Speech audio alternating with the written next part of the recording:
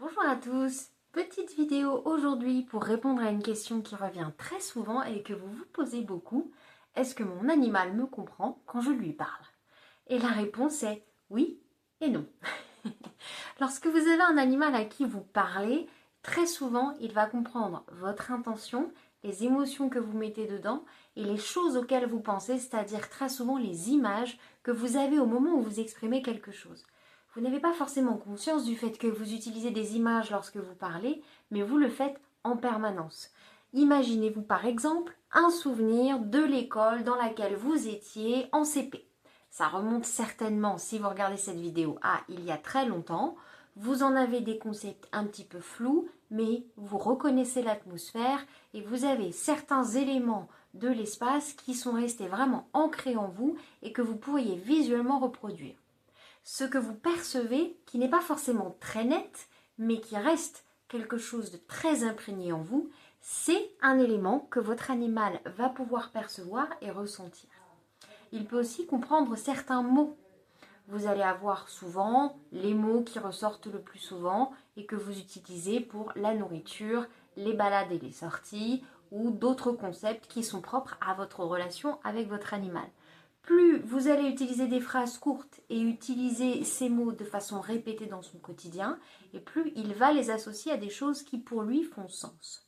Dans de très rares cas, et c'est souvent le cas si vous pratiquez la communication animale dans sa globalité, à savoir que vos mots systématiquement s'associent à des images qui sont très claires et envoyées intentionnellement, pas des images brouillons et envoyées sans le vouloir, que vous associez tout cela à des émotions également et que vous arrivez à transmettre aussi des sensations physiques telles que le froid, le chaud, la douleur, le confort, qui sont des choses qu'on apprend à travailler lors des formations, alors vous avez souvent la possibilité de transmettre une information énergétique complète à l'animal en parallèle de vos paroles.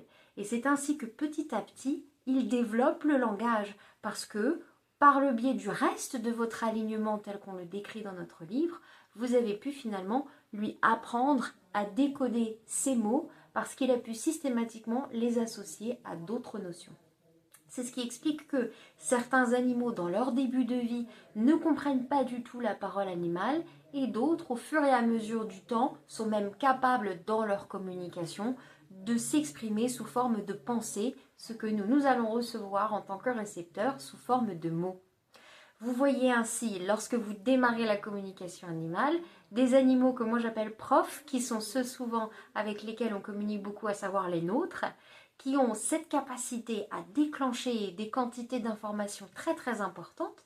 Et de l'autre côté, vous allez voir des animaux complètement novices qui vont envoyer des concepts un petit peu flous, des émotions qui sont parfois toutes mélangées, et on doit de notre côté essayer pas à pas de comprendre ce qu'ils ont pu évoquer, ce qu'ils ont pu vouloir dire par là, en décortiquant ces informations, un petit peu comme on le ferait avec un enfant de maternelle qui essaierait de nous expliquer sa journée avec le langage dont il dispose et souvent pas dans le bon ordre.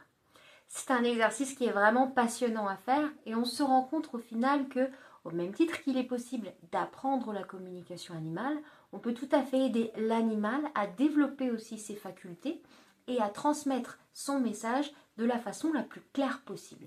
Alors ça peut paraître un petit peu comme un jugement, mais il va de soi que nous n'avons pas la capacité qu'ont les animaux à recevoir toutes les informations d'un coup, chose que eux peuvent faire entre eux. Un petit peu comme un ordinateur, ils ont cette capacité à envoyer des années d'émotions et d'informations en vrac. Nous, tels que nous sommes conçus, avec un cerveau plutôt linéaire, nous avons besoin de prendre ces informations dans l'ordre pour pouvoir leur donner un sens. Donc, lorsqu'on dit qu'on leur apprend la communication animale, c'est bien sûr à mettre entre parenthèses, disons qu'on leur apprend à communiquer de la bonne façon pour que ça marche avec nous. J'espère que cette vidéo vous aura été utile. S'il y a des sujets que vous souhaitez que j'aborde au sujet de la communication animale pour mieux les comprendre, n'hésitez pas. Et si vous êtes intéressé par ce sujet, n'hésitez pas non plus à lire notre livre Communiquer avec le vivant aux éditions Ivy Healing. Passez une chouette journée!